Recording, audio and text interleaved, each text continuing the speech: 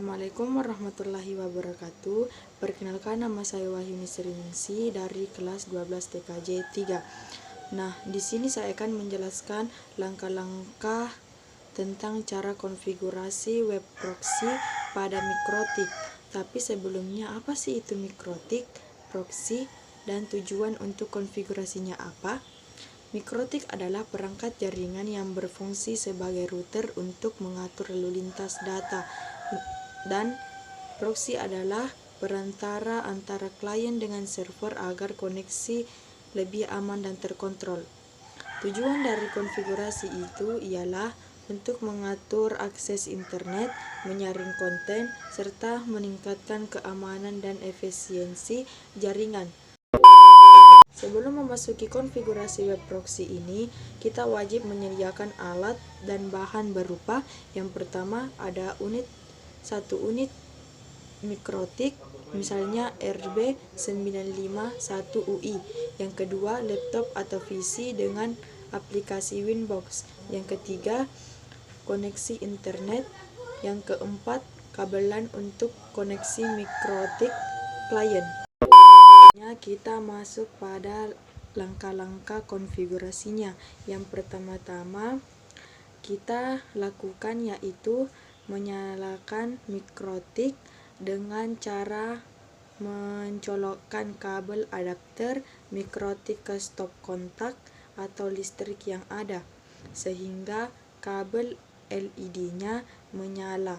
Kemudian sambungkan kabel LAN yang sudah terkoneksi dengan internet ke port Ethernet Mikrotik dan juga PC atau laptop. Kemudian akses Mikrotik dengan aplikasi Winbox. Setelah login, tambahkan IP pada Ethernet 1 menggunakan IP DHCP klien dengan cara mengetik IP, kemudian DHCP klien, lalu klik tambah, kemudian pilih Ethernet 1, lalu klik OK.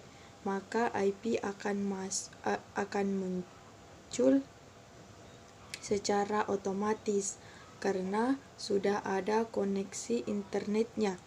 Kemudian tambahkan IP pada Ethernet 2 yaitu 192.168.33/24. /24 ini berguna untuk sebagai pengganti Netmask. Lalu tambahkan DNS server dan centang allow remote request. Kemudian tambahkan NAT pada firewall dengan cara klik IP firewall, kemudian NAT tambah, lalu pada bagian internal untuk chainnya kita ubah menjadi SRC NAT.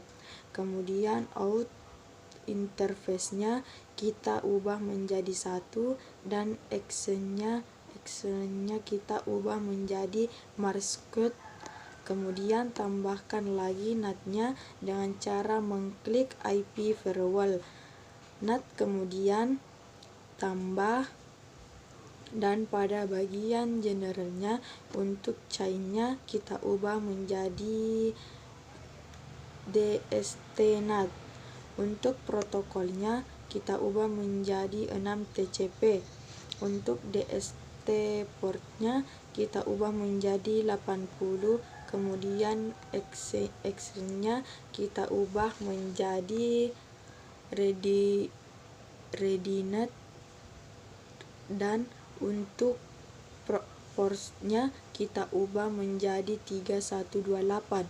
Kemudian setelah itu kita tambahkan DHCP server pada Ethernet 2 dengan cara mengklik IP DHCP server lalu DHCP stub, lalu pilih tambah dan klik Ethernet 2, lalu klik next sampai pada bagian address to give out.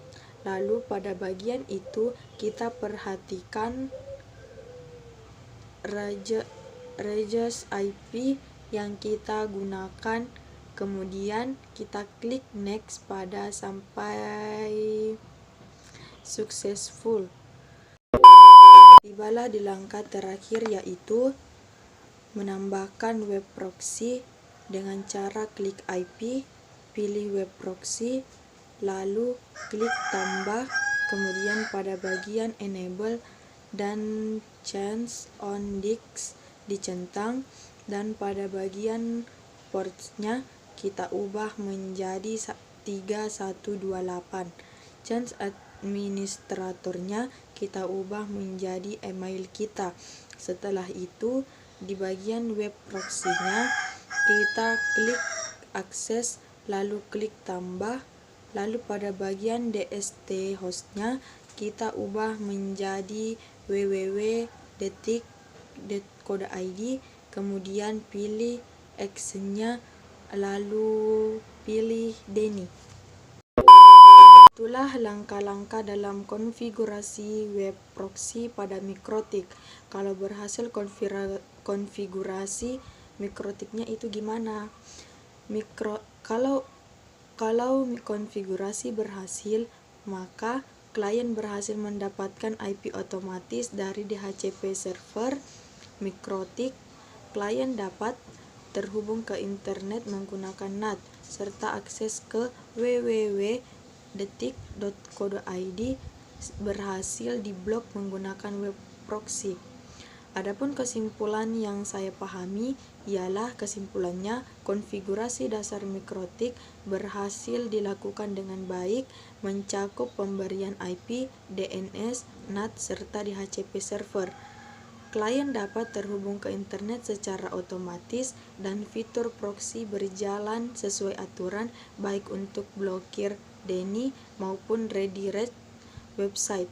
Dengan demikian, Mikrotik terbukti dapat berfungsi sebagai router, DHCP server, firewall, dan web filtering atau redaktor, sehingga cocok digunakan untuk mengelola jaringan sekolah atau kantor secara terpusat.